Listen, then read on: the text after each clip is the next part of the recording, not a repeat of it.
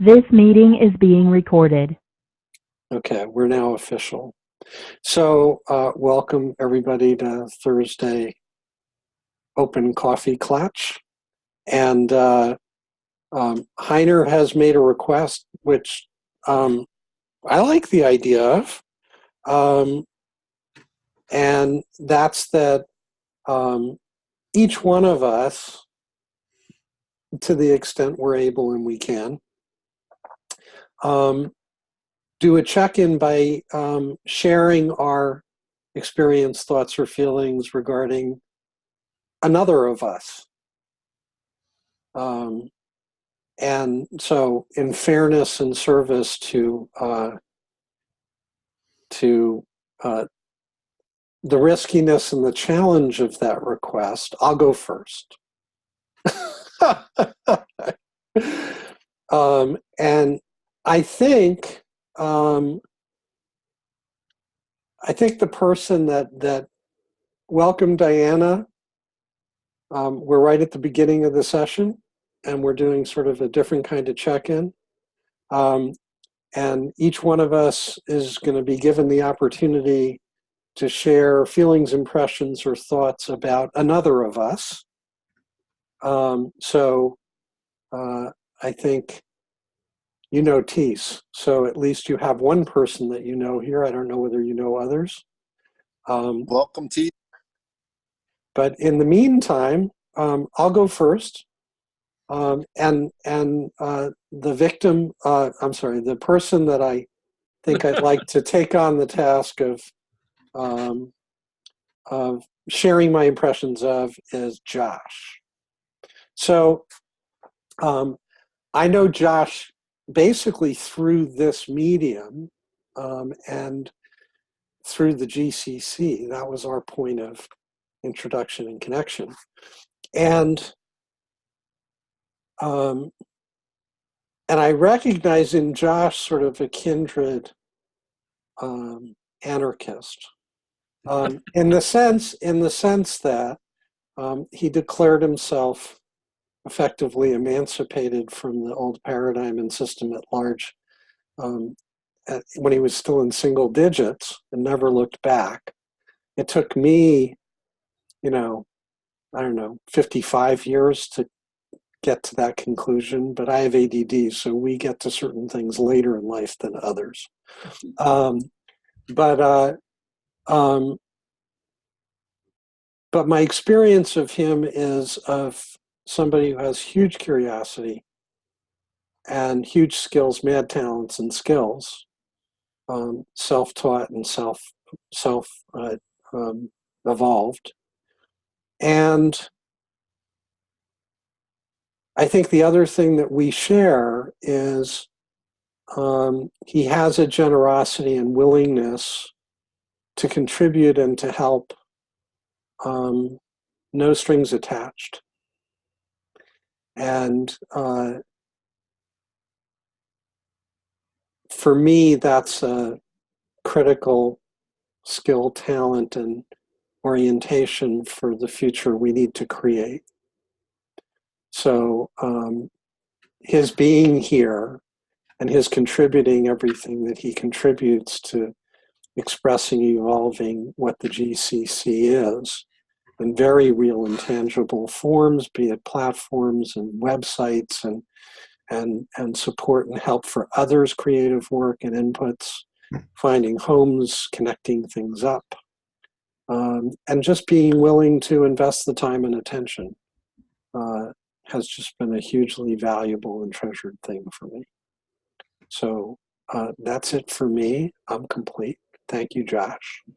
And whoever would like to adopt the talking stick and share about another, the floor is open.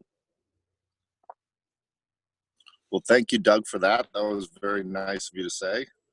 And I've known Diane for, almost 3 minutes now. And, she's amazing, the things that she does and who she is. Yeah, I was going to keep going with that, but I don't want to insult you, Diane, by saying things I don't know anything about you. So I was trying to introduce you to the group. And I was going to actually talk about Alex because I've known Alex a little bit longer. But Diane is amazing. Nice to have you here. Nice to see you, Tice.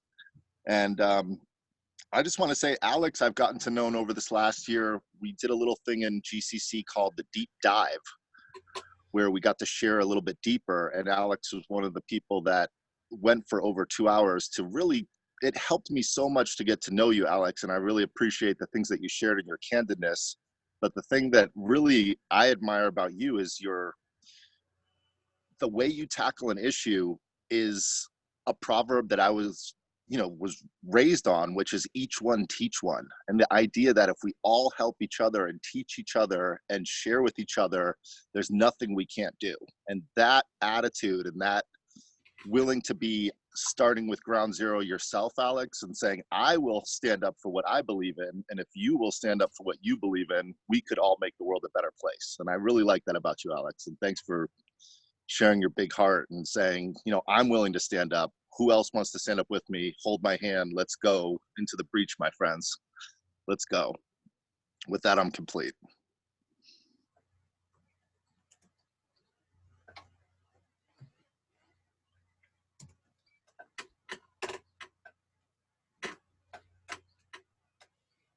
I suppose I have to follow Joshua since he followed Doug and discuss one of the other members who hasn't yet been raised. So it's Heine, Anna, or Diane, or Barry, or Tice. Take your pick. I guess well, Anna's the one I've known longest and the one who's had most influence, I guess, over the way I input, the way I interact with the group. Because it's been a learning experience to understand the gestures that the people use to raising their finger or raising their hand or signaling to the group visually, as well as in text in the chat. So those are things that the techniques that the group's using and adopting what makes the sessions run smoothly. I guess once the participants get used to them. So that's why it's important for them to see those introduction documents in the GCC session. But Anna was forthright and not shy about stating how she feels about any comment, issue, or matter brought up in the session. And she's quite often pointed out people who have been saying things that are totally off the wall, totally lopsided and biased. Because life molds us into the way people we are, our experiences and upbringing, our culture. They all have this huge impact and influence on how we interact and relate with each other. And of course, if you introduce religious dogma into that equation, you get people adopting all sorts of weird fantasies and customs, and they become easily offended, of course. If you work with a group that values a principle and some bloke comes wandering in who doesn't give a shit about your principles, it can be rather alarming and offensive to some people. It hurts their deeply held, deep-seated beliefs system. And that's a threat. It's proposed. Alex, please, you have 3 minutes to introduce Anna. I didn't hear anything Anna yet. Yes, that's right. I get off the track. So it's been great to be here and have that influence coming from Anna.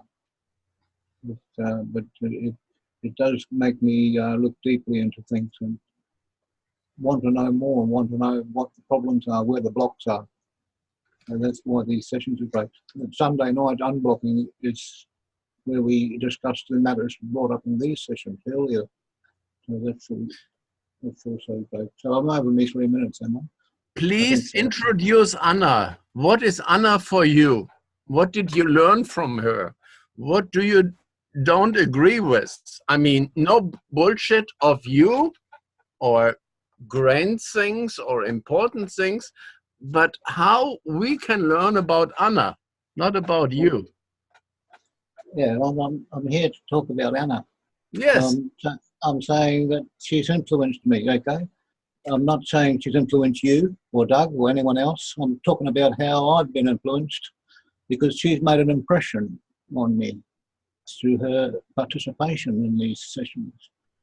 It's certainly affected the way I relate to other people. So that's why I'm talking about me. Anna affected me. No one else, not you, Helena. You shut up and listen to me. No, what did you learn from Anna? Can you say more? I want to learn about Anna, not you. Can you say more about what the impression was that she made on you? What was it that she projected that impacted you? I found a common bond with Anna because we both have this attitude that there's more to life than meets the eye. And when we open our imagination to these, the space time, the same thing, to get into it more deeply, but we're not all physicists. Anyway, that's what it boils down to, basically, the mysteries of the universe. The imagination is the secret to intelligence, not knowledge. A lot of people believe knowledge is more important, but I agree with Einstein. Over. Thank you, Alex. Thank you for your introduction, and I certainly appreciated what you had to say about me. I was thinking I would introduce Colin. I wonder if he is actually there. Colin? Yes, I am. Go ahead. I'm the bloke.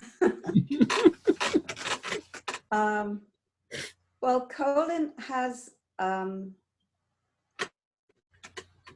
wonderful way of bringing in lots of different themes when he talks, and I find that really fascinating. He can wander around and cover many different topics and, end in a completely different place from when he started.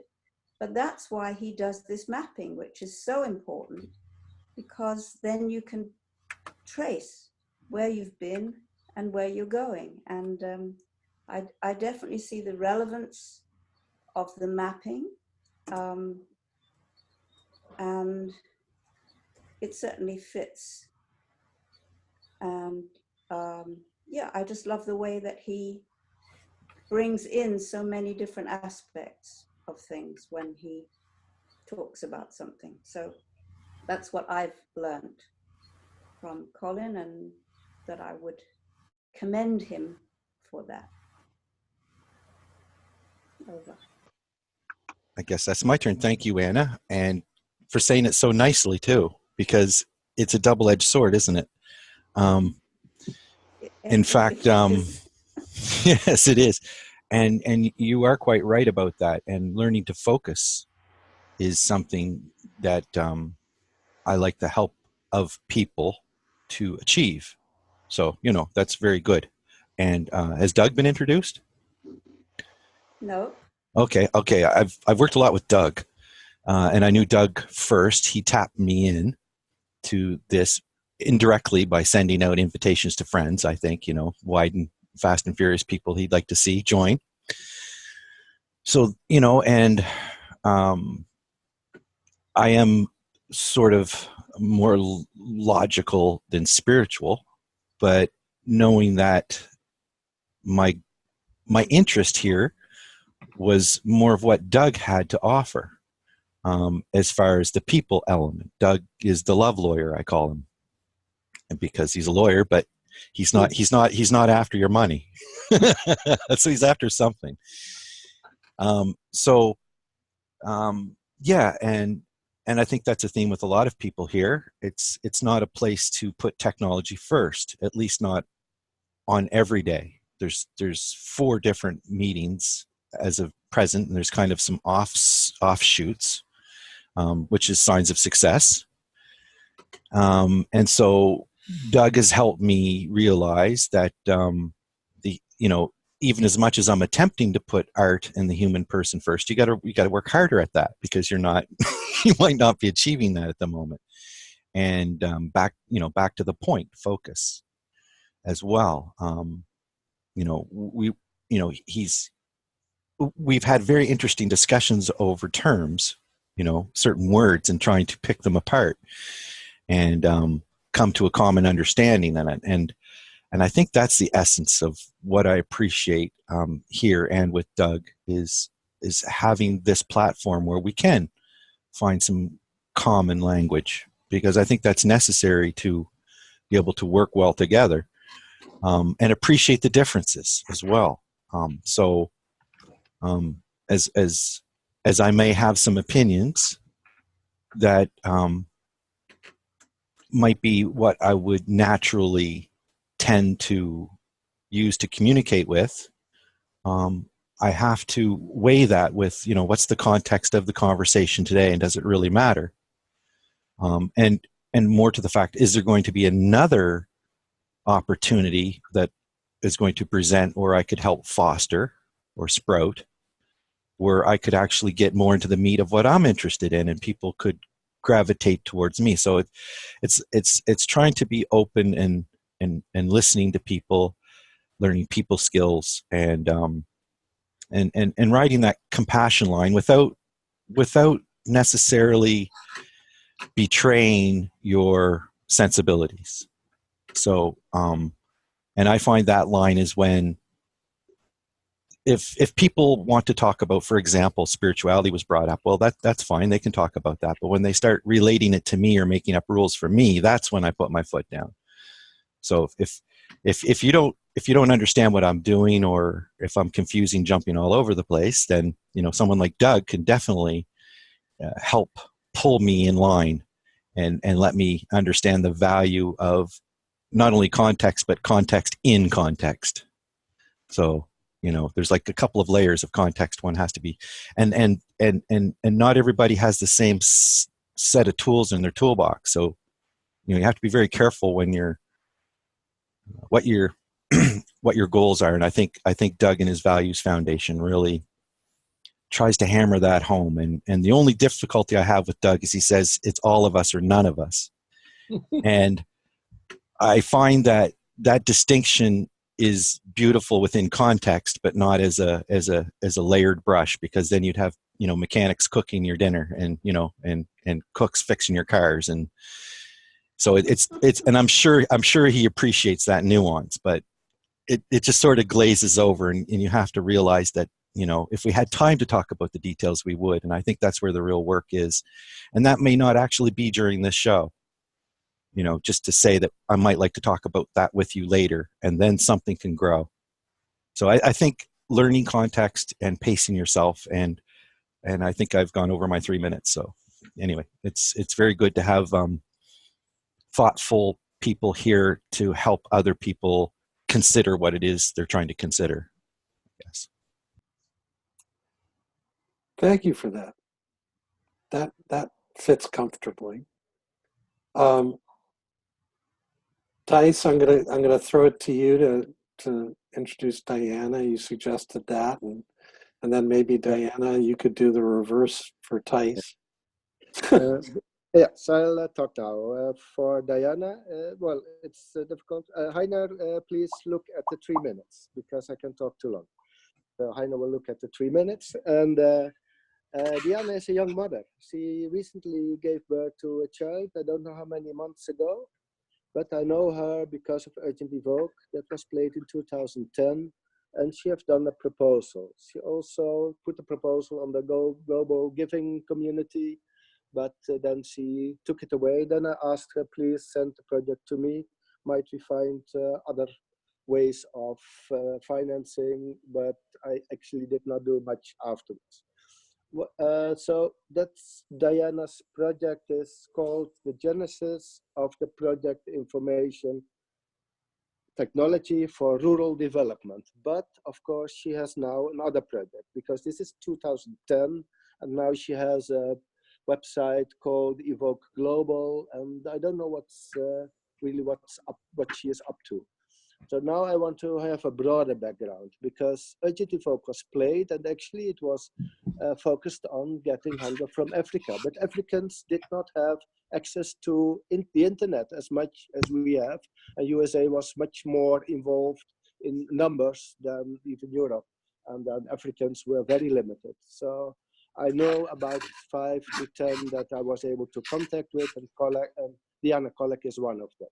So I kept contact with someone in Uganda. I think he disappeared because of problems now in Museveni. I saw that on the GCC, and I think he removed himself from Facebook in order to protect himself. But I've met him in the Netherlands. So 3 minutes gone. What happened? I'm still talking. Nobody, everybody listening? You're good. Please You're give some good. feedback. You're good. Okay. Okay. Then I continue. And so in Facebook, I was able to contact Diana Kolek and a few others. So Uganda was part of it, South Africa is part of it, and some Nigerian. And also I added already Rebecca Gelman, who is in Dar es Salaam, Tanzania, to the GCC. Actually, that's all that I want to introduce at the moment, because otherwise I might take too much nonsense. I might speak too much nonsense. That's it. That's it. So what I know from Diana Kolek, it's only that she lives in Nairobi, and she has social active feelings about what she's going to do in her own where she lives. So we might help her, and maybe also I like, say, Yosha thinking about other people's projects, and then so we can ask to Diana, what can we do to help you? So it would be a major question to Diana. And that's all that I want to say today for introducing Diana. That's all. Diana, would you like to give it back? Right now you're muted. I can unmute you if it's in the bottom left.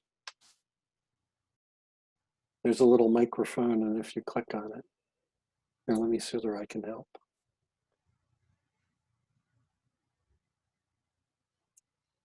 Bear with me. Just unmute her. Yeah. Okay, you're unmuted, Diana. The mic is yours. If we can hear you. Hi. Hi. Hi, my name is Diana. Sorry, I'm using my phone. I got stuck somewhere, so I'm using internet from a certain office. So that's why I'm using my phone. I'm not able to maneuver my phone very well. So am I supposed to introduce Thai? Exactly. Okay. As you said, we were together in a certain project. It was called Urgent Evoke. It's a project that was done by the World Bank. And that's how come I got to know him. But at some point, we lost contact, and he found me on Facebook, and we started talking. Then he said, okay, I came to realize that he's very much involved in projects that are making impact in the world. So I got really interested. He even connected me to a certain Facebook page. I'm not really sure if all of you are on that Facebook page, but on that Facebook page, I've learned a lot from the different people around the world who are doing stuff in the world to, make a change, make the world a better place. And I really got interested because I have always been a seeker for change, for making where I am a better place than how I left. I found it. And yeah, he invited me to join this call today. So that's why I'm here. I think that's about it. He mentioned that I should talk about my project. I don't know if that's the time now. Well, I'll get another opportunity. I think we have one more. We have two more introductions to be done. Heiner, Okay. Right. Heiner of Barry, I suspect, and Barry of Heiner. but as soon as that's done, I'd be happy to come back to you and would love to hear. So thank you. Okay, thank you.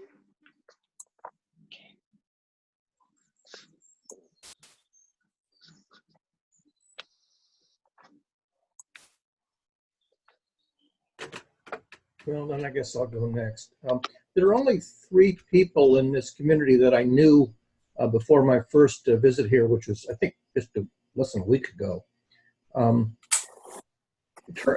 Miss Stacy's not here, but it was Stacy who invited me here, and I had known her on Facebook for maybe 3 years in various conversations. And somewhere along the line, I think she intervened to tell Heiner about me, because Heiner messaged me on Facebook, I think back in February. So I've only been conversing with Heiner for a couple of months, and really only, one session in February and maybe a few sessions this month. But it turns out that unbeknownst to me, both of them had become fans of my work and had been reading my stuff on the social networks and on the blogs and whatnot, and finally came around to personally chat with me about them. But it turns out that Doug and I have evidently known each other for, I guess, 20 years. We both go back to Howard Rheingold's communities, probably the Well, but certainly either Electric Minds or Brainstorms, and John Keldon's Conversation. And I don't know if Doug recalls, but I lost access to the Well because I had a free account. And at some point, they wanted me to pay for an account, and I said, well, what's the point? And then I was in both Electric Minds and Brainstorms. I don't remember which came first. But one week, Howard went on vacation, and he delegated supervision to his deputies. And there was one forum on Brainstorm that was dedicated to systems thinking, and I was very active in it. And I get along very well with systems thinkers, but people who are not systems thinkers, especially people who are rule-based, are allergic to me. And I got booted out of Brainstorm the week that Howard was gone by a cadre of his deputies who simply couldn't abide, my administrations on topics in systems thinking. And Howard came back, and he either had to support me or support his deputies, so he naturally support his deputies, and we became alienated. And something similar happened in Keldon's Conversation. I don't even know how much Doug and I interacted on those forums in the 90s and on Facebook. But we certainly were both there and probably were reading each other's remarks, but not necessarily interacting a whole lot directly. But again, there were a few participants in John Keldon's Conversations who were allergic to my style of engagement, and they complained to John, and he had to make a decision, how does he resolve it? So he booted me out of Conversations. So I have this long history of being booted out of online virtual communities, mainly because my interest in systems thinking is simply unacceptable to a substantial minority of objectors. And I don't know if Doug has a similar issue with me or not. Maybe No, I'm actually, you and I are of the same tribe, and I'm also a person ejected from Conversations by John for more personal reasons. But I think you and I are more kindred brothers, Barry, than adverse, actually.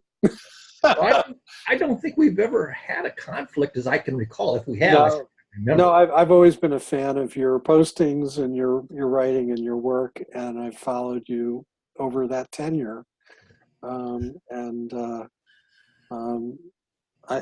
I've only recently gotten to the point where I think I might have some stuff of value to share that would be worth bothering other people with. But I've been primarily a consumer of other people's gifts and superpowers. So it turns out that systems thinking appears, as near as I could estimate, of interest to about 5% of the population at best. And the other 95% are simply either bored by it or uninterested in it in some general way, or actually allergic to it. And I should say that as near as I can tell, the reason is systems thinking is function-based. You're thinking in kind of advanced functions and protocols, and most of the population at large are rule-based thinkers. Their whole paradigm is around rules, and I think, Doug, Is somebody going to introduce Heiner? Yes, Sorry to break yeah, in, but that seems to be- Barry's going to get there. Well, Anna, You think? Anna, are you moderating or is Doug moderating? No, we And, we don't have no stinking moderators here. Just and I'm biting at I'm chomping at the bit here too, as you can tell, because I've also been rite of passage through the Kelvin community once or twice. So we're all members of the same club. But Barry, Anna's absolutely right. I'm gonna hold you to introducing Heiner, and then we can circle back. And I do want to make sure Diana gets her portion for sharing what's going on with her and her works. okay, so you said you're an anarchist, and I am too, an anarchist in the sense that I don't have a whole lot of faith in rule-based systems. My faith extends to protocol-based and function-based and model-based and systems-based, and people who are stuck in rule-based simply have nothing to do with me. And I think Heiner, I've only chatted with Heiner, like I said, since February, and mostly on Facebook Messenger chats. So what I can tell you about Heiner is that he, like Stacy, he has expressed an extraordinary interest in the topics that I've been writing about for the last, 25, 30, 35 years. And what interests me about people like Heiner is that since I've written so much over, 3 decades or more, it's hard for me to know what among my writings do people like Stacy and Heiner and Doug find interesting and worth dwelling on. And at the same time, what interests me is that not only what tiny portion of my writings are they interested in, but what were the emotional states that they experienced in the process of discovering it, reading it, digesting it, and doing something with it. Because in order for me to be effective as a communicator with people like Heiner or Stacy or Doug or anybody else here who I haven't really gotten to know yet, that's what I need to know. What are you interested in? What are you curious about? What are you puzzled about? What distresses you? What piques your fascination? And what in the way that I present or fail to present works or doesn't work? Because without that information, I'm just, shooting darts in a dark room at a dark board that I don't even know where it is, and I don't know where the bullseye is. And so I throw out a lot of stuff out there that I imagine would be of interest to some people, but without the feedback, I don't know if I'm boring people to death or not. Doug, you mentioned ADD. My synonym for ADD is BSS, boredom surfeit syndrome. I think it really is. It's a misdiagnosis. It should be called boredom surfeit syndrome. And, we're in these social networks where a lot of the time we're simply bored to tears because people are talking about stuff that, we're not interested in. And I don't want to be doing the same thing. I want to be able to zero in on what people are really, keen on spending time on. So did you get an answer to that question with Heiner? Was he clear about what he found generated pull for him in your work? Well, I only asked him to express that about 15 or 20 minutes ago. So I don't think he's even had a time to sort of collect his thoughts, but I'm hoping, he gave me a thumbs up. So I'm hoping that, within the next week or so, I'll get some really useful feedback about what exactly, am I talking about that he cares about, and how does he feel about it? And how can we take that material and sharpen it up for people like Heiner and Stacy and others who are interested. I think that's enough. Anything that I should have said that I didn't say? Barry, I was shutting up Alex, but I was about to also shut up you, because the idea was that you introduce me and not speak about yourself. I was thinking about introducing you we try to see each other with other eyes.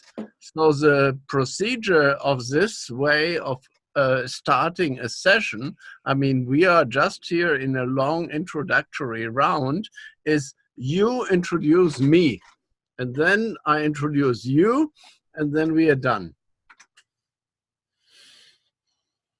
So I guess that I have more to say about Heiner. Is that right? I guess. Only you. So what I can say about Heiner is that he's written a lot of really dense, heavy academic articles. And he, as near as I can tell, he really wants people like me to spend time reading them. And the volume, I mean, you think I've written a lot of stuff. I try to write stuff that's relatively quick and easy to read, and not, you don't have to put on your thinking cap and sit in Library Carol, for a week. And Heiner's stuff would really, I told him this morning, I said, if I attended everything that you've, mentioned about, I would spend a month, holed up in a Library Carol, with an eye shade on, poring over material that would take me hours and hours, days, more than a week to read, digest, and then eventually forget, because at my age, I can't possibly process, that volume of information. And that's also why I turn it around the other way and I say, I don't want people to read everything I've written. They couldn't possibly, but, point me to the stuff you care about, and let's zoom in on that. And so Heiner and I sort of have a common issue, is that we can easily flood people with tons and tons of stuff that we've written, over 20 or 30 or 40 years, and that's not going to do anybody any good. We have to find out exactly where our interests oscillate. It's like oscillate is like kiss. So I have a frontier, and Heiner has a frontier, and we need to find our frontier, the frontier of the jigsaw puzzle, where we're both working, and work on that. And so that's my introduction to Heiner and where we overlap. Yeah. So Heiner, before you do Barry, I just want to interject, Barry, that shortly after Heiner and I first got to know each other, he hosed me as well. It's sort of like getting hit with a fire hose, is the analogy I would use. And my response to that kind of stuff usually is to go ahead and devote the week or two it takes to try to get caught up, which is what I did. The only thing I held on to out of all of it, just out of my lack of capacity for more, was Gebser, who's had a profound impact on my whole theory of everything. So for that, I'm eternally grateful, Heiner. And I apologize for not being more up to the task in relation to a lot of the other pieces of the puzzle, where I recognized the value, but the stickiness was not there for me on a resonance level. But that stuck. That definitely stuck. And with that, I'll turn it over to you. Thanks, Doug. We already did you introducing me for 10 minutes. I'm a person like an engineer, very German. I look into how much time does it take? And all these people are stealing time. And the best presentation is maximum 5 or maximum 8 minutes. So I'm aware of the time we steal. I want to now reflect back on Barry. Through Stacy, I really looked in all your work, not only in drama, but communitas and commons. And then he read my stuff on covenant. What is a covenant? What do I mean by embodied covenant? All this is really messy. I mean, Tammy screwed me up one day. I'm not reading anymore. And this is overly intellectual. And she was putting me on a hot seat 2 years ago. So anyway, I'm very, very happy. I tried to get, after reading much of his stuff, I mean Barry's stuff, to get in touch with him on a video conference, and they said, no, this is this modern stuff. We do it really in chatting. But this chatting is very efficient, and as it is offline, but sometimes this interaction, knowing the secret inner connections, is only possible in such a setting of 9 or 16 or maybe 25 people through Barry, through discussing being thrown out of Wikipedia and what the history of Wiki and all this is about. I came that we have on mind models, on Mentium models. And as I'm just scanning all my archives here, I came to this old book by Peter Carlton on spatial metaphors of the self and the mind. And only through Barry, I looked up in all my garage on these old treasures from the early 90s, because he, with wisdom and spirituality and genesis and birth and inner conflict and power and love, has done this all as a psychologist and an artist in the early 70s in Berkeley. You cannot believe it. So I, through Barry, found out some old stuff I was even forgetting, but it was my root. I used it in my presentations, but I didn't really acknowledge him. But he is, I think, still alive. He recently married. And I'm also with Stuart Reingold and Virtual Worlds. So my library is deep, and it even has books. And I welcome you all to Berlin. But I was much in Nairobi and with UNEP. So I'm very curious how maybe old and new Africa and poverty and environment thinkers, how they all got us together here. So Diana, you're the newbie here. Please, I give you all my rest of the time.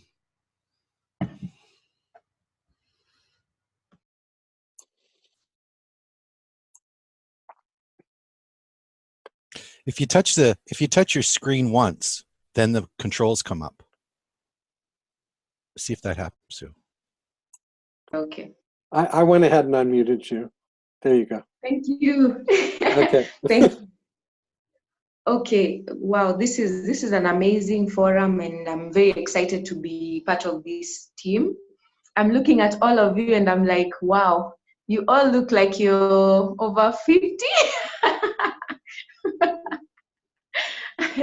But this is really nice for me because I know I'm going to soak up a lot of wisdom from all of you and probably change the world with all that knowledge. So I'm very excited. Thank you, Thais, for inviting me, and all of you for having me. So let me just make it very brief. I can talk about what I'm doing. In 2000, I think it was in 2010, we came up with this project as students, and we were thinking of how we can take technology back to the rural areas. But that was a project that we did long time ago, and since then I've moved on, and there's so much that I discovered was more important than that. First of all, I have he talked about Evoke Global, so I'll talk about that later. But the one that really I feel it's very important is agribusiness. My husband and I, we are doing agribusiness back in our rural areas. We discovered that there's so many people who have small pieces of land, but they're just doing agriculture and not really focusing on agribusiness, because I think it's also because of lack of education, and also in agribusiness you have to do the initial investment, which requires a lot of money, a lot of capital, which is not accessible down in the rural areas. So basically what we decided to do, his father has land, and most of the people in the rural areas, what they do is that they plant maize, but maize takes a whole year. So you plant maize, you keep it for a whole year, and then you take this maize after harvesting, you take it to the government. But like, I think it was last year, we had a lot of problems, you know, with this issue of corruption, and some government officials decided to buy maize from another country and brought it in the country, and that meant that the local farmers' maize were not bought by the government. So you can imagine what they did with the maize. Some of them decided to sell it at throwaway prices, and you can imagine you've invested for a whole year and then you come and sell it at a loss. So we saw that, and we decided, let's look at how can we use the modern technology and the water that is available to do projects, like plant things that grow within a very short period of time and they are of high value, to just see if it's a project that can be viable and it actually works. So what we decided to do, we wanted to now start training the young people down in the village, the people who have the small pieces of land, because we realized this is how they can actually improve their standards of living. They can now even have money to do other things that they would want to do, like take their children to school.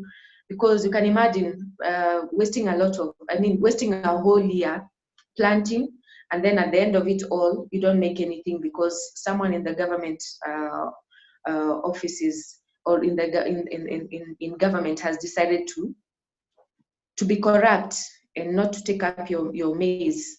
So that's basically the project that we are doing right now. We are doing, what we are doing basically is we are looking at crops that can be planted off season. And then instead of waiting for the rains, we irrigate. And basically it's a project that really requires a lot of capital for starters. So we wanted to organize so that we can have like different young people in different groupings, so that you can pull together the resources that are required.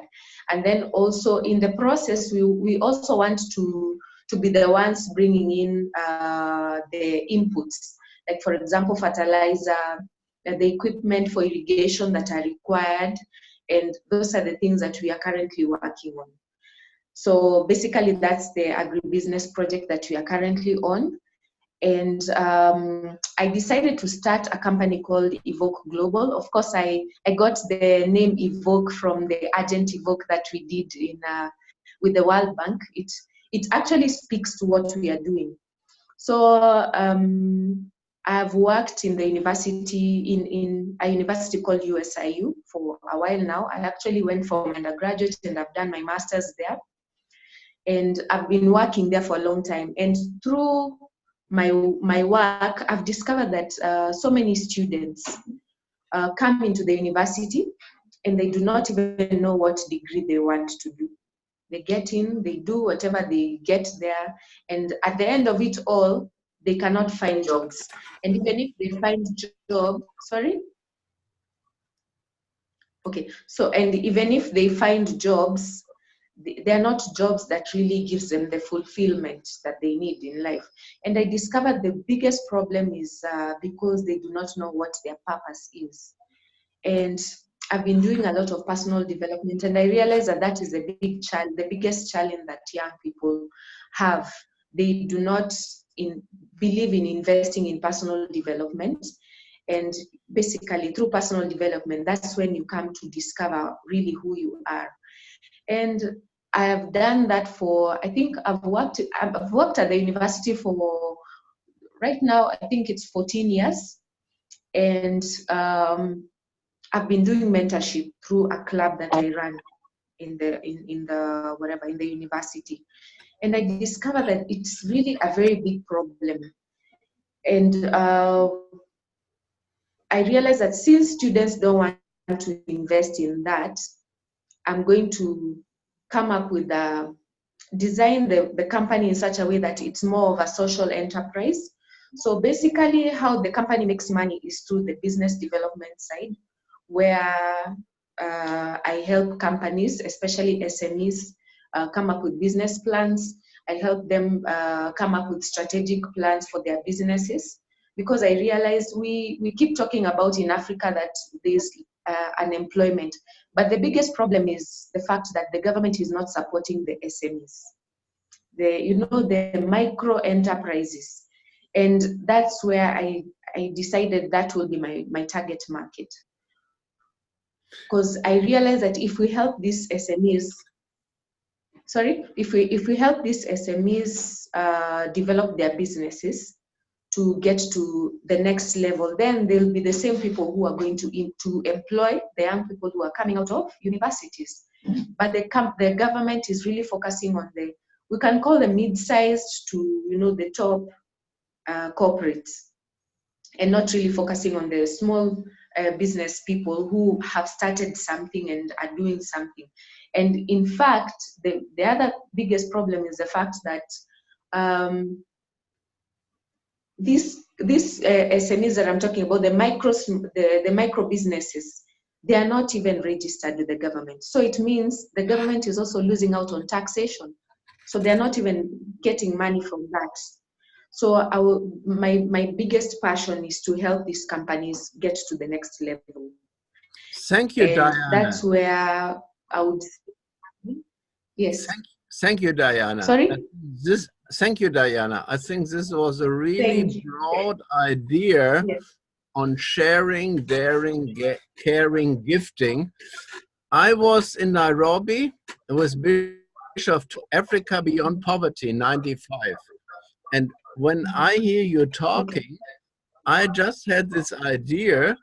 In this GCC community, there are many people like Klaus Mager who are in agriculture and Africa, and many others, I don't want to give name here, that we had with David Bohm very long an idea that everybody shows something in a scaffolding or in a spreadsheet where his expertises are, where his interests are on local agriculture or entrepreneurship or governance or policy or biosystems or whatever. And so maybe, as I was a little bit in that field, we continue further, but I saw Anna was raising her hand. Yes. Thank you, Heiner. Yes, that's really impressive what you've described. It sounds like not only supporting these businesses, but then taking it to a very personal level where you're really encouraging people to find fulfillment. That really seems wonderful. But what occurred to me was, if people have a bit of land and what they grow on it, these special crops that you're talking about that would be high value crops, they would again be subject to market forces. And I'm wondering whether, because that's a risky business, the whole thing could just fall out of the market, If they were to actually grow for themselves, instead, if they were to develop self-subsistence rather than trying to earn money. I mean, money, it's this whole money system. If you are trying to get people plugged into the money system, they're going to get exploited, because people out there know how to do that.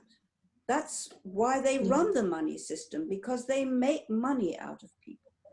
But if people are growing for themselves their own crops that they need to eat, to feed their family, to share in the local village, that's what somehow we're trying to develop in the West, is to have local community gardens where people can grow and find social value, and also building a community, a strong community, which is not subject to market forces. So I'm just putting that in as a suggestion, a comment. Okay, just to make a comment, okay, probably the structure of how Kenya is, it might be a little bit different, because this is how it works. So we have the villages and we have the cities. So what normally happens is that we do not have land in the cities for agriculture. So all the land is back there in the rural areas. And in the rural areas, most people are used to planting crops that last for a whole year, and they do not have any other job. So it means those other things like, you know, when you want to cook food, you have to use oil, cooking oil. So basically, you'll still need money. You'll need to take your kids to school. So basically, you still need money. So what we are trying to say is that if we bring all these people together from different regions and you tell them, let's pull together, let's invest in the inputs for this agriculture. And then what we do is that since we are together, we will be able to look for markets from different other areas, towns that are near us. You see, because in the towns, there are no farms. So they still need to buy food from the villages. So that's what we do. Instead of using we call them brokers, people who come from the towns, they come to the villages and they ask for very, you know, low prices, and then they take the food to the towns or the cities, and then they sell them for a higher amount. And then the other thing is that we are trying to farm off-season crops. You get, so it means in the market the prices are higher because they are not in season. So when we plant these things off season, because you're not depending on the rain, we are depending on the irrigation, then we'll get higher prices out there, even if we even get the brokers to come for them. So that's basically the model that we are looking at. Please, Okay, don't have a one-on-one with Anna and Diana, because I feel we should focus on what we are doing here today. I think it's a very special topic. I was a town and state planner with the UN since the mid-70s. Now, I know all these issues, but maybe we could step back on a meta level to really see what possibly connects us. I mean, Doug, Barry, Josh, we just mentioned also Rheingold and many other issues. Diana, it's very valuable, and how to introduce you. It is so much treasures.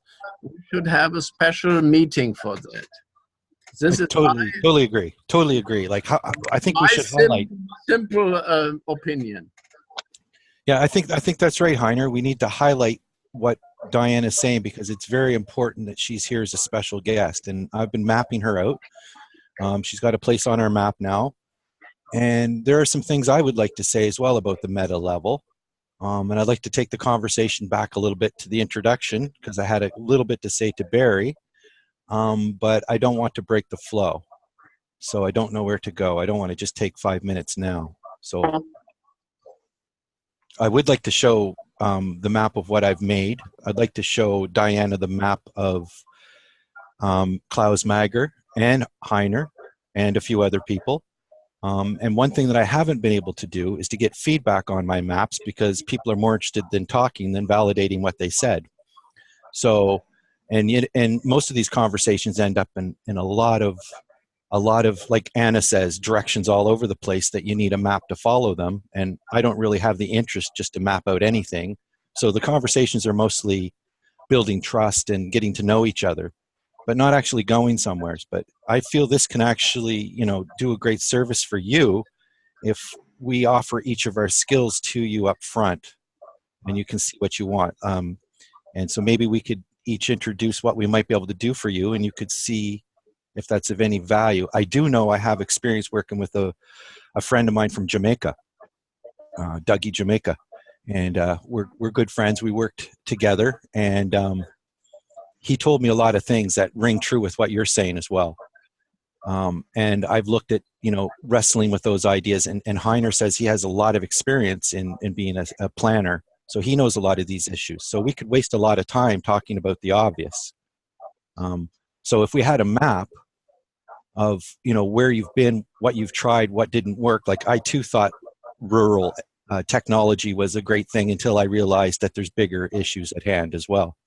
So, I'm interested in not giving up on that, but, how do we jump to different places of the map and really get context and education so that people feel that they are supported and they can, do short-term crops instead of long-term crops. And, if you have your mentoring club, then you can really show examples. And I think giving people a little bit of a map, a little bit of a meta map to say, this is how this guy did it, or this is what I've done, so people can actually see what they're doing. And Michael Jawasowicz is another guy that's doing the Printernet project.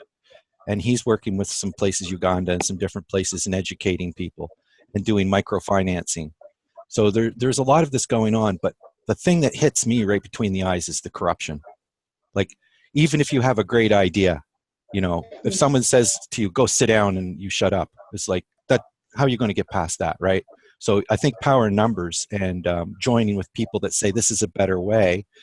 And perhaps it's fear why they do it. Perhaps it's political positioning. I don't know why the corruption is there, and it could be different for each town based on how it's rigged. But there has to be a way to, in my mind, map these things out so a better path is followed, and the bullies who try to block the way have to have a really good reason, like, well, we'd like to give you money to plant onions instead of corn, but we don't have any money and we have to build a hospital today. So we're going to build a hospital and everybody can do whatever they want, but we're not helping you. And if we see you doing it, you're going to be in trouble, right? So these are the things that keep it from, I see that, Heiner. These are the things that I'm really interested in mapping out how to get past these hurdles that you've found, because the rest of it's quite obvious, I think. Anna was getting down that road, like, just if they grew food for themselves, like, to me, that's logical, but obvious, and probably not the context that we could help you with. Anyway, I'll stop with that. So I just want to interject something. First of all, thank you, Diana, for bringing your gifts in terms of sharing your work and what you're doing. And I want to sort of frame and contextualize what this space is. Because the GCC is pretty undefined and unbounded.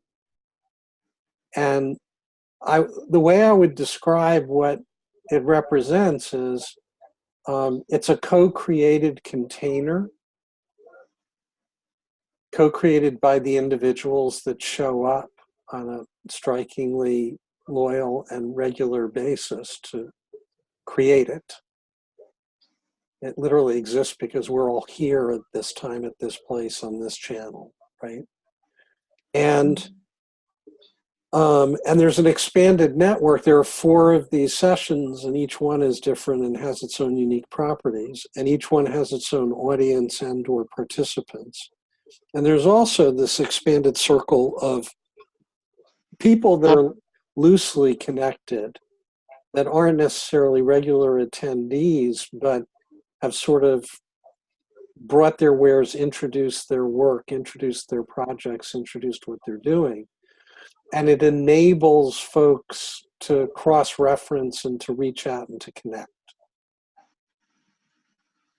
So there's a resource pool that's not organized, that's not structured, and not particularly defined, but it runs rich and deep in terms of experience, an array of expertises, an array of knowledge and awareness of related people or related projects or related resources that we know about because of being here that may be valuable for you in terms of cross connections. And on top of that, there are the affordance folks, which is, you know, Josh has this ability to, you know, provide a web presence holder and container of the GCC website for people that are part of the community to, you know, put things up, to place things, to hang things on the wall. And Colin does mapping of these sessions, and by mapping, he's capturing ingredients, he's capturing individual contributions, like everything you just shared. And that becomes a reference point that in principle, you can take that link and shorthand it to Klaus, you know, and from this point to this point in the recording, you could watch back how I introduced my project, and then you don't have to repeat yourself, and you and Klaus can connect and talk to each other. Mm-hmm. Right? So Colin, right now Colin's screen sharing his mapping of what you just shared. Mm-hmm. And that's a artifact of sort of GCC resource. And you'll notice in the chat, Josh put a link for Global Challenges Collaboration Register, which is the access point for you going to the website and registering in the site, sort of adding yourself to the collective. So that's what this place is. That's what the channel and container is. And generally, if people are here and they've showed up and they have something relevant or meaningful or valuable to bring to you, and or vice versa that you have to bring to them, you know, each to their own in terms of reaching out, connecting, and making that happen. And so I wanted to provide that as sort of a context and frame around what we are right now and what we've sort of evolved into. And Heiner, I think you're going to augment what I just said, hopefully not contradict it. The best would be to build on it, not only as a confrontation or conflict, but to really raise higher levels. You see, Doug, you're doing this for Tammy.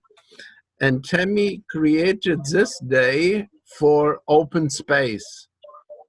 And really open space with surprise guests, with honorary guests, with butterflies and bumblebees allows for surprise. It is not a session that someone introduces someone, and we are very happy that you are here, Diana. But the original idea is that we take the generative kernel of what might be in the room. What is the urge?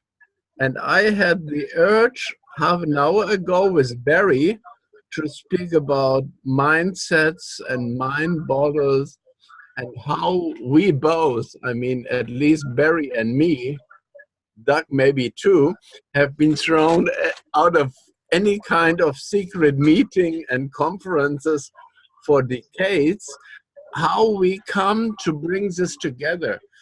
And mentioned in the last session, Open Space Online, that we wisely devote our interest and time nuggets to the thing we want to talk about in the larger group or in certain segments in breakout groups.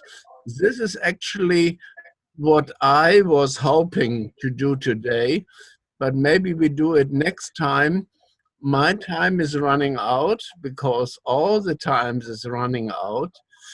But I found it very interesting to give, especially to you, Diana, the idea that the African methods of open space, or the Indaba in South Africa was having something like a town hall meeting, so that everybody have a voice, but we don't have chaos.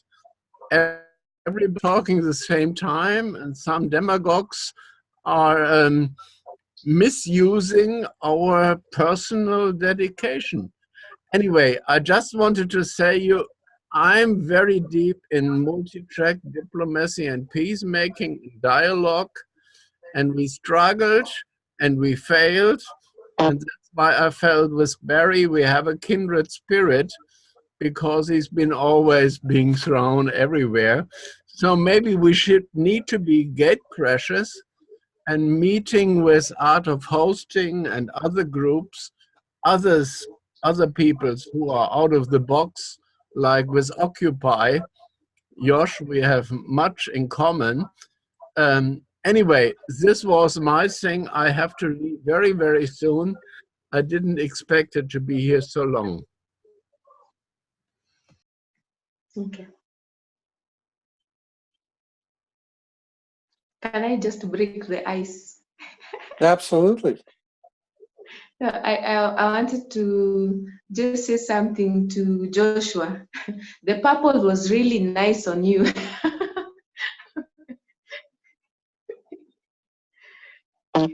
Say that again, Dan. I didn't understand. What was nice on me? No, I'm saying the purple background. Oh, well, that's your background. That's you. Yeah. I was just going to say, from what I understand, Deanna, is the concept is to bring yourself back to your original self and to reignite that flame, and what that looks like, to be able to give that out into the world in whatever way it looks like. And if it's entrepreneurship and business management or whatever is your original flame, to be able to give that without being stopped by whether it be the government or whatever. I mean, that's I think why we're all here too, is to get back to our original self. And I really like that. So thank you for putting that on your website. Thank you. And the original self, like Heiner was saying, we have Fridays kind of show and tell to introduce, and Thursday is open discussion. So I would love to get to an open discussion. I would hope, Deanna, if you come back on a Friday, or even we do barn raisings on Saturdays, any of those days, Friday or Saturday, is a great time to, provoke and ignite our original selves. I think that's awesome. And I would definitely like to get to an open discussion, because it's nice to see you again, Barry. And I didn't even get to say hi to Jaswinder. I saw him pop up for a second. I hope he's still here. So I'm saying hello to you, Jaswinder. And yeah, I would love to have an open discussion. I really enjoy the Thursday open discussion. So thank you for introducing, Diana, what you're doing. It's really awesome. Thank you. Thank you.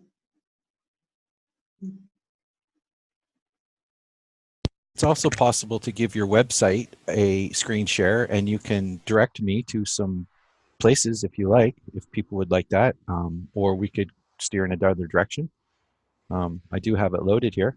I didn't see anything purple though. Oops, sorry. This is the right one, correct? Yes, that's it. Is there anything you would like to highlight here for the world? All 20 people who watch this video? Basically, what our vision is to inspire the renewal and transformation of minds.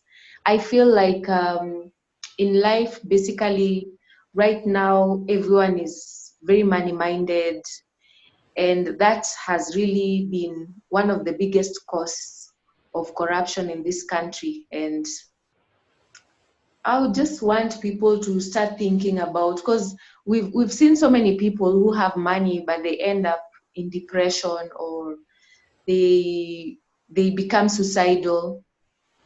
And I just want to tell people that money is not the answer to everything. Humanity first, then the rest will work out. Because without people, I mean, life will not be, it will not be worth it. You can imagine this world, if you're given all the money in the world, without people, building relationships and just spending time with your family and just doing good to the world, life will not be good. And this also speaks to businesses and companies. You might find that someone has started a company and the bigger vision that they had, it somehow becomes dissolved because they are busy looking for money in their businesses. But if we go back and focus on how we are going to solve issues or problems in our businesses, how we can focus on coming up with solutions instead of looking for money, then the money will come. So it's more about how do we go back to the original vision that you had in your business as an individual on a personal level.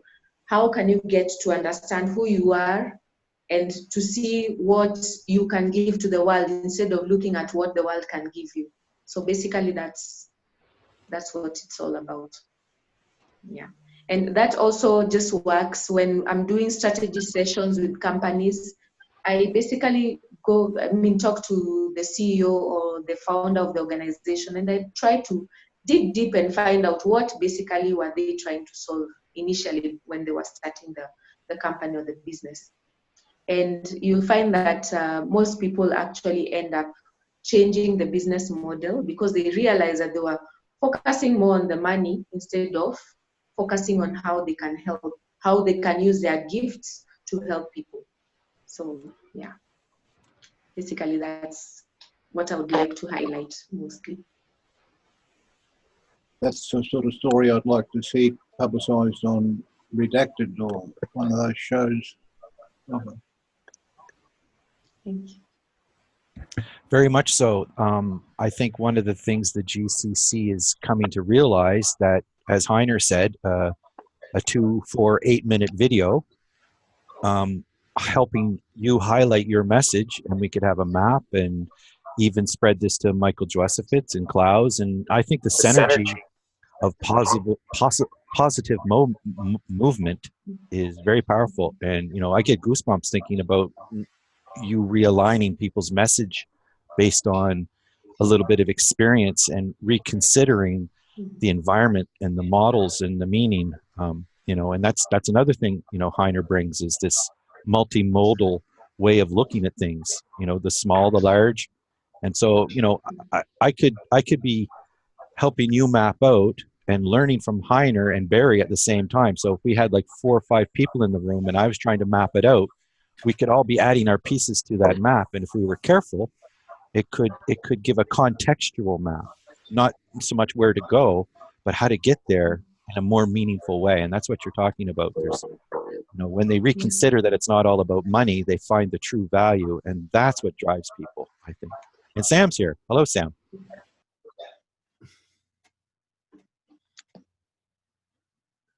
Hi, Sam. When you think about going back to the original self, Diana, that sounds really evocative. Evoke, it's amazing. So I'm wondering how actually people have existed for a long time in those areas, going back to how they actually have lived. You know, finding because there is a lot of skill which is hidden in these places because they don't have ways to publicize it, but it's handed down from generation to generation, the sort of seeds that they have grown, the sort of ways that they have existed. So to tap into that as well, that's part of their original self, as well as the mental or psychological, the skills, the agricultural skills that they have. Thank you. Josh? I was just going to bring up a concept that I've been thinking about a lot for the last 10 or so years regarding the development of African countries. And one of my biggest fears is that the rest of China, Russia, America, the powerhouses of the world are going to turn Africa into what the rest of the world has become, as opposed to the rest of the world being influenced by the culture of Africa, which is the original culture. So that culture can turn the rest of the world into what it should be. So just the concept of from inside out to outside in is really something that strikes me large. I'll definitely give you some time to speak on this, Heiner, for sure. But just the idea of doing business and management, from what I get out of the little that I understand about, especially Western Africa and Ghana, the ancient stories and the symbolism and the cultural value of all the different types of cultures living side by side for so long. And that richness, I would just hate to see that be manipulated, just like a lot of cultures happen in America, where it sort of melted into this homogeny of chaotic crap. I'll just say it because I live in America. It's just chaotic crap that is emerging, but we're missing the rich culture of our land that was here. You know, there was, sorry not to go off on a rant and I'll let you speak, Heiner, but I was just listening to a very famous scientist speak about the culture that was here in America 30,000 years ago that their geologists and archaeologists are just now uncovering. And these type of cultures are needed to make the world what the world needs to be. So I think it's really important that we don't allow African nations. I do see that there are 6 countries in Africa that want to unite together to form a powerhouse, but allowing for things to come from inside out, not outside in. I just wanted to bring that up, and Heiner, I'll cede the floor to you or whoever wants to speak. Well, I was about to leave, but you see, Africa beyond poverty was a topic I had for 3 years in the mid-90s in Nairobi, in your place, Diana. It was with Bishop Tutu and the Gandhi Society. And it was about Africa beyond poverty. It was how to have a fair sharing place. I'm in Berlin, where the people here in our town hall separated Africa in few slices, which they can govern. But the conference president was Odera Oruka. He wrote the book Sagacious Knowledge. I'm still with his son and with other friends on really looking into diversity and harmony and requisite variety. So anyway, this might have been, as we discussed it earlier, I think, Joshua, this sagacious issue and really blossom the beauty and the variety and allowing seeds for change and not homogenization is very, very dear to me. I have to switch and leave now, but you always trigger me, Josh.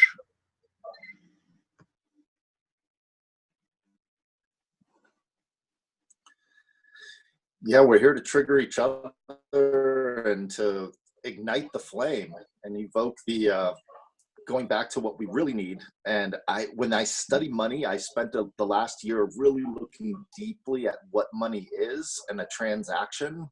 And it's a promise. You're promising that I want something from you, but I promise if I give you this certificate, this gold coin, this thing, it's a promise. And that promise itself is everything we're working with global governments and systems thinking is how do we make sure people keep their promises, not because they're enforced by law and by rules, but because they want to, because it's the right thing to do when you're interacting with your fellow human, is to keep your promise. If you say, I will do this, this piece of paper isn't saying I will do this. That's the current system with money.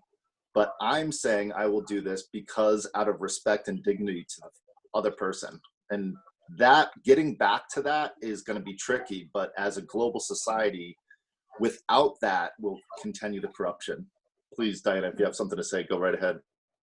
Yeah, actually, I think I would also blame the international community, like the World Bank and all these international countries that keep bringing money to Africa.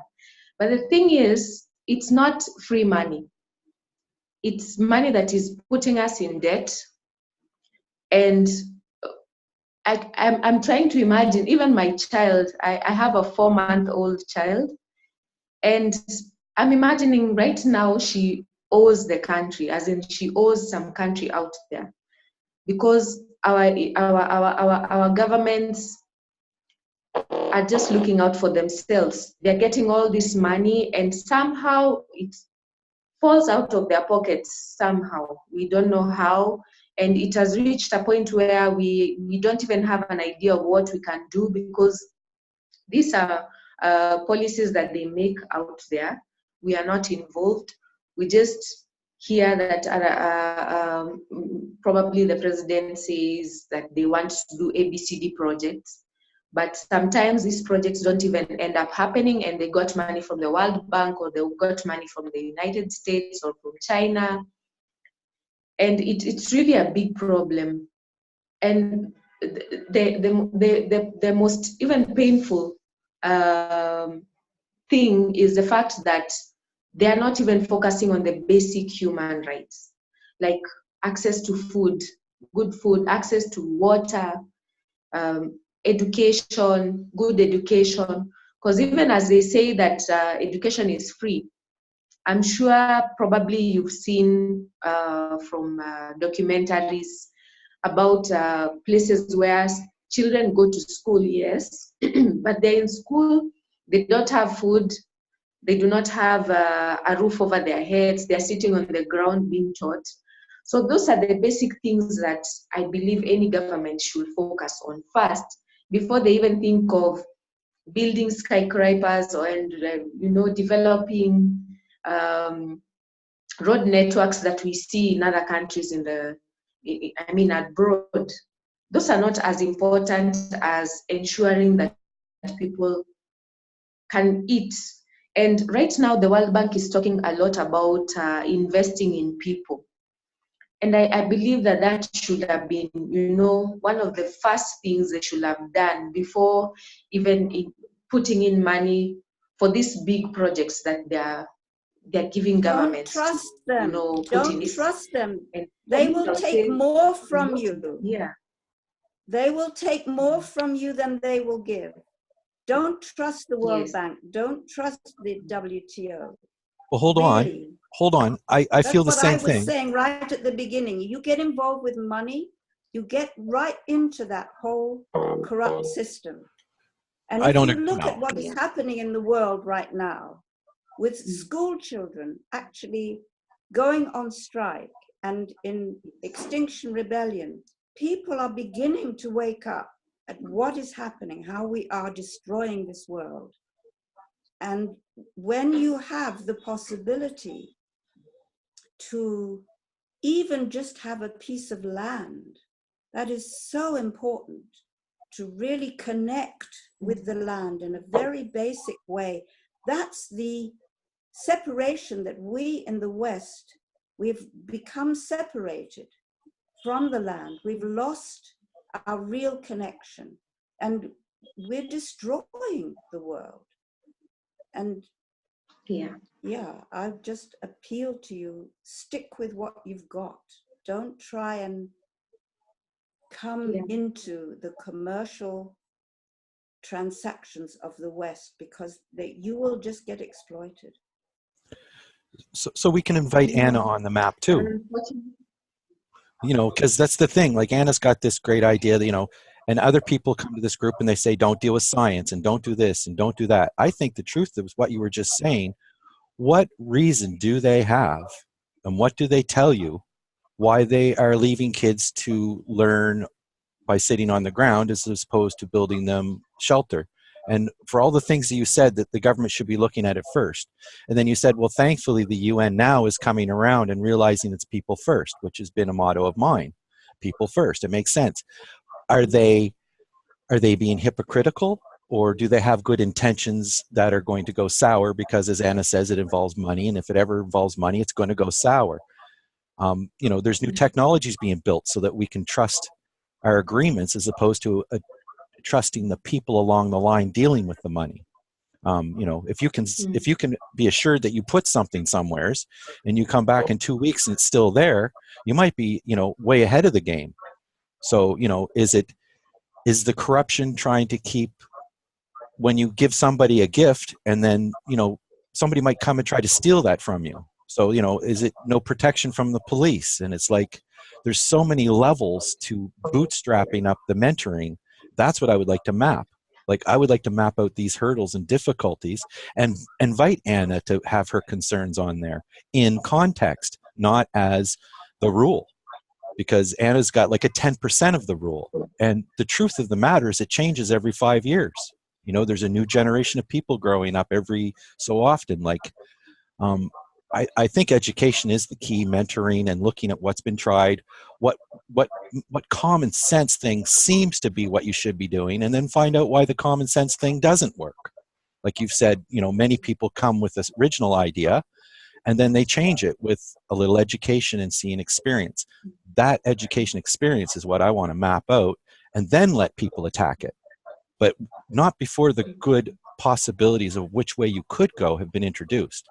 So giving yourself a voice to say, why am I sitting on the ground? This is unacceptable. Like I've got so many things that I have problems understanding why it is, but that's no excuse to not try to solve and try to figure out why it is that way. And I tend to shy away from simple answers. That's why you have to map it out. And everybody has a different map too, in a way. So anyway. So I want to interject because we're at 12:41. And I've got a hard stop at the top of the hour. And so I want to open the room for sort of a round of closing thoughts, closing shares, and also for voices not heard yet. Jazz, we haven't heard your voice yet in the space. Sam, you as well. So the floor is open.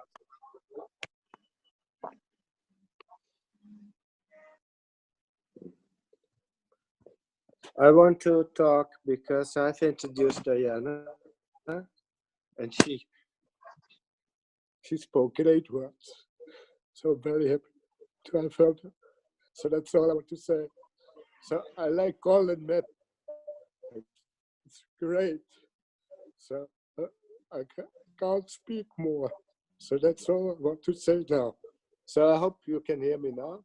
And it was great to have Diana with us. So I hope Colin can make a good map and we can continue. And Diana finds other places within GCC, say like Fridays, Saturdays, that she can introduce projects and we can contribute. And Thursdays will be for other meetings later. So thank you. I'd like to jump in. I'd like to sort of, I guess for my closing, what comes up for me is, Diana, I'd love a punctuation mark to your sharing, which is, what do you need?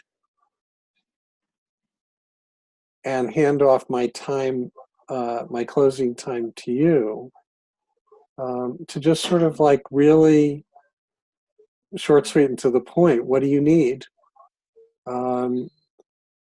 I operate from a place of belief that the universe is sort of a creation engine. First step is to think it, and the second step is to express it and get it out of the four corners of my head and put it out into the world in service to asking for things. So I'd love to hear your ask, and with that, I'm complete. Okay. Okay, so I'm doing two things. So the agribusiness that I think I've discussed it comprehensively. For that, basically, we would need partners because, you know, for you to change people's minds, sometimes they have to see first and then they will follow suit. They'll see that this actually works. So for us, we would need partners, people who might be willing to come in as partners for the project that we are doing. We do not have anything registered for that. It's just us who are trying to see what can we do for our community. And we just want to move from one region to another, just progressively, because as I said, that's one of the basic issues that we have in the country, lack of food. There are people in the country. Just the other day, we were sending missionaries who are taking food to Turkana. And I mean, this should not be happening in a country which is in the middle of the equator, where we have good land, we have all these things. It should not be happening. So that's one of the solutions that we decided to take upon ourselves, and we are looking for partners who might be interested in joining us. So on Evoke Global, I would say I am doing so many things at the same time. Currently, I work full-time at the university. I said I've been there for 14 years. And I feel like it's time for me now to move to do what I'm really passionate about, which is, you know, helping people discover what their purpose is. And that's what I'm doing with Evoke. And in the process, also just help them align it to the businesses or the companies that they want to go and work in. So that you don't just go and work because you're looking for money, but you're working because you're getting some fulfillment in your life. And you're actually fulfilling your purpose in the world. And also, for that, probably what I would need also is, I do not have, it is something that I'm doing on my own. I registered the company, yes, and I'm looking for, I would call them angel investors, someone who would be interested in investing in that business, so that I can be out there to do it full time. And yeah, I know that I'm really going to do a lot. I actually currently have a whole year plan of the things that I want to do, but I look at my time and I find that since I am full time somewhere else, I'm not able to do this. And even if I've already gotten people who are helping me with the business, but they're in the process of now getting to understand the vision of the company. So I cannot release them to go out there and look for market or and look for business, because they've not captured the real vision of what I'm talking about. So for that, probably I would need an angel investor who believes in the business and believes in what I'm trying to do in the world. Yeah, so that's my parting shot. Thank you.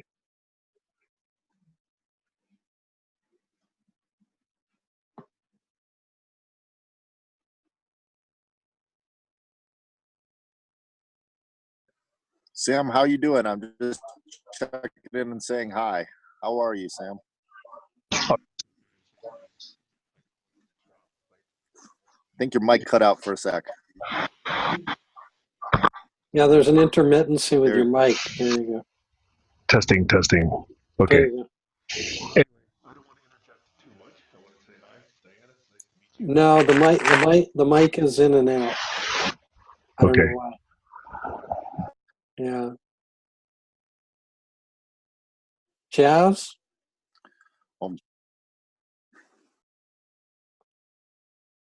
Jazz?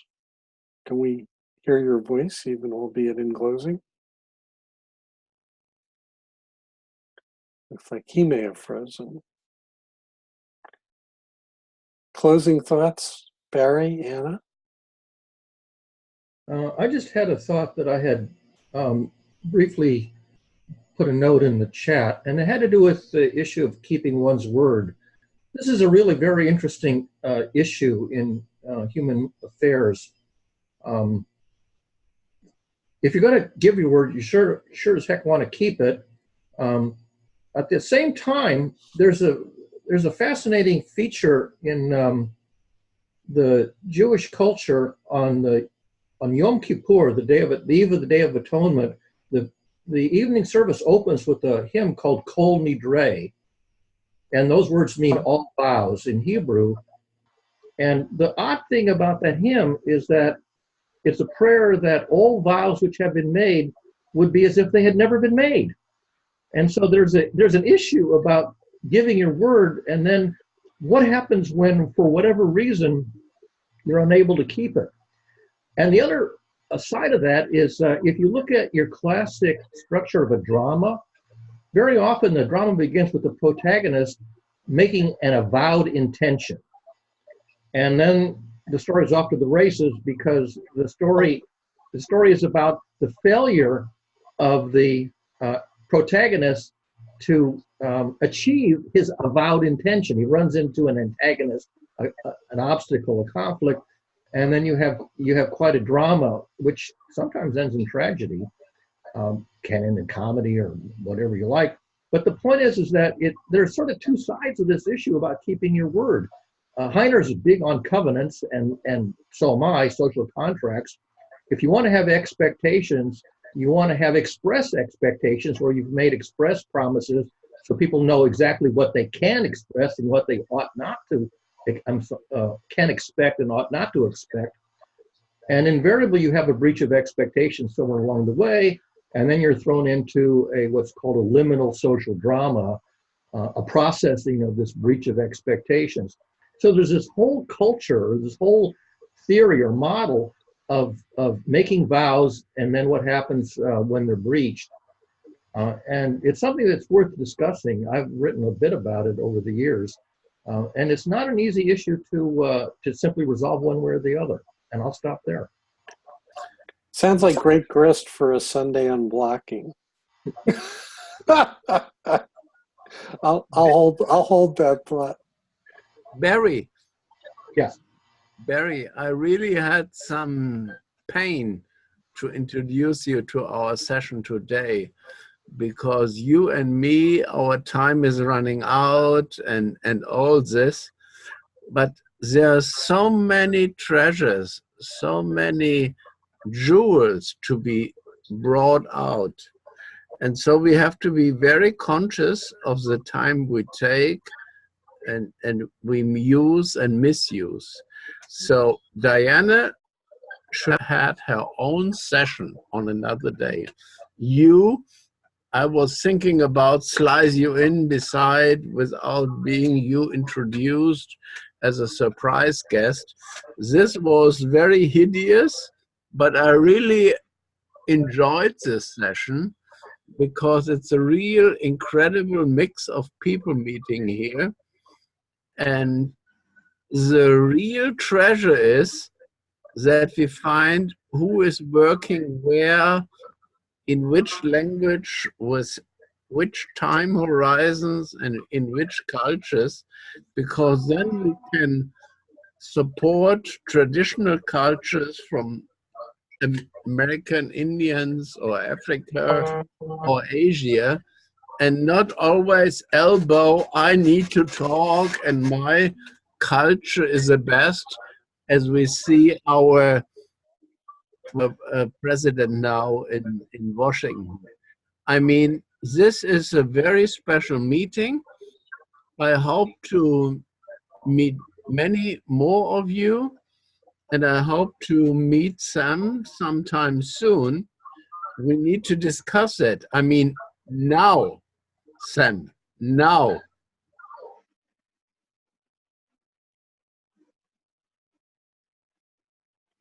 I really appreciated what Barry just spoke about. I also was very struck by this whole idea of keeping one's word, and it's come up a lot in our sessions because it's something that Sam particularly has been trying to get us to agree, to make a commitment to an agreement, and my feeling has always been somehow to resist it. And it's really interesting what you say about the Jewish religion and the idea that once a year you throw off all the vows that you've made and you start afresh. That sounds wonderful to me. If Sure. you really get rid of the past and you decide just to be in the present for that time, for that moment, it's actually something that I've been struggling with, because it's really, really difficult, I've discovered, to actually let go of the past, let go of our ways of responding. In fact, I guess that's what the whole unblocking thing is about, to really let go of the conditioned way of responding and really see reality for what it is. So at least once a year, we can decide to do that. And I really enjoyed this session. Thank you, everyone.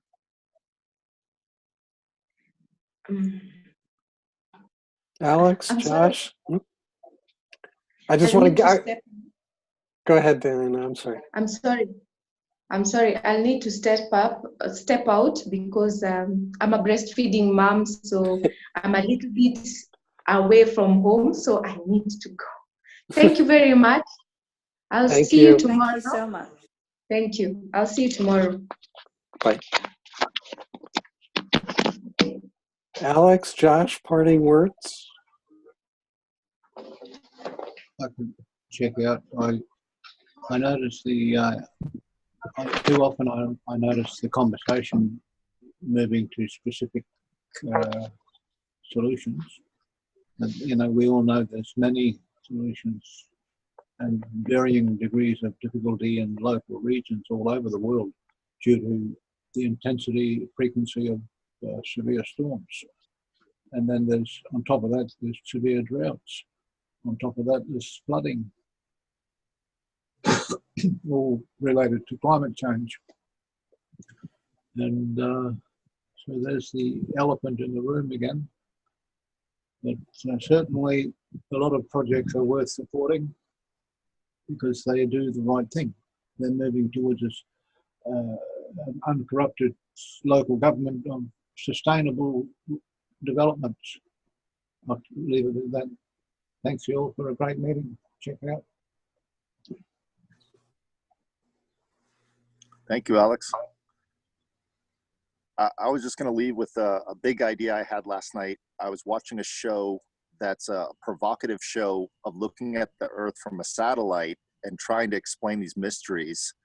And it was more just to grab your attention, but it brought up a big idea for me. It was everything from the eye inside of Africa, the Eye of Africa, an island that had mysteriously disappeared that no one can figure out why. A place where it looks like there's chicken pox on the earth and they don't know, things just won't grow in these little circles, ancient cults, all these things that are coming up because we're looking from a different lens. We're taking a satellite and looking back at the earth.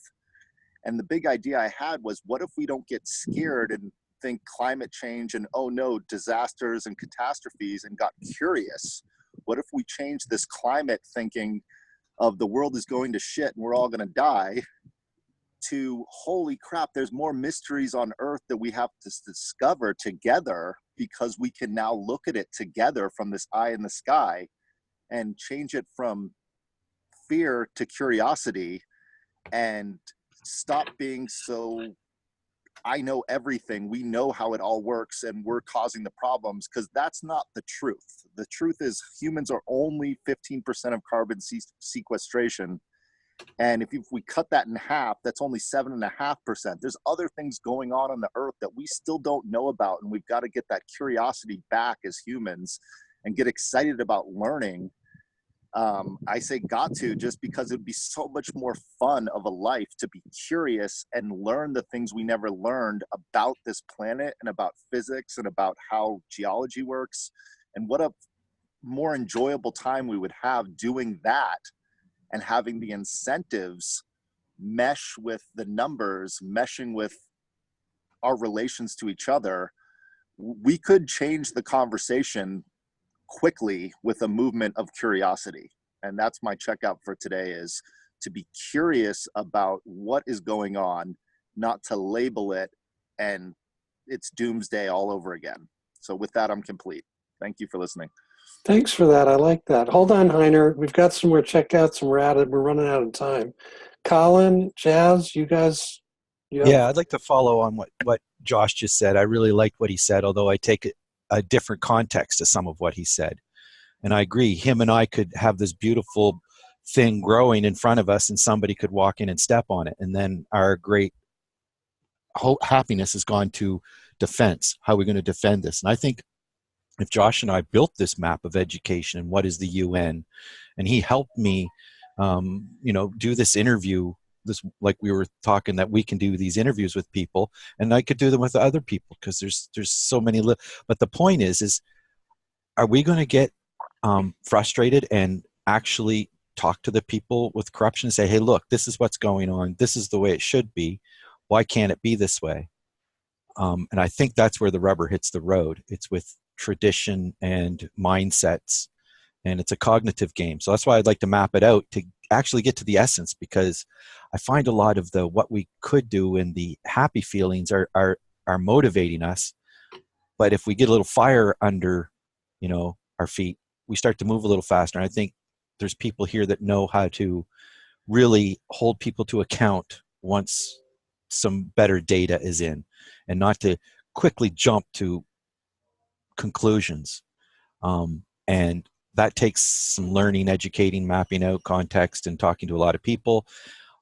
So yeah, I'm just reaching out to you, Josh, again, that, this could be one of we could tie this into the Klaus Mager interview that we did. And, we've got 2 or 3 maps already that we've started. So I think this is I'm feeling this is a good sign to move forth in this project, especially with your connections to that part of the world as well, Josh, as we've talked about before. So you're coming with some good experience. Thank you. Jazz, any final partings? Yes, no? I guess no. Sam? Just checking to see if the microphone is fixed. It is. Okay. I just have some questions, obviously, because I came in late. So in this practice that I'm not familiar with of dismissing vows every year, how does that extend to marriages, kids, mortgages, village relationships? I'm very curious about that. That's the first thought. Second is that agreements that I would like to see, I emphasize, are written in electrons. They're not written in granite. They're not written in marble. So maybe intentions is a better word. I don't know. There seems to be a very triggering word here around contracts, rules, agreements, engagement, etc. So I'm just wondering where that comes from if it's not rooted in penalties and enforcement. But if we actually see the intent behind these things as trying to help something, whether it's myself, whether it's collaboration, whether it's the village, whether it's the world, there's an intention behind every agreement. But we get so focused on penalties and jail time that we don't see the positive benefits of these intentions and agreements. So I didn't catch very much. Those are just some things that came up. I took the liberty of making you host because I suspect everything you just questioned, Barry might have some direct answers for, and so might Heiner. And if you guys do want to continue, I don't want my hard time limit to be everybody's hard time.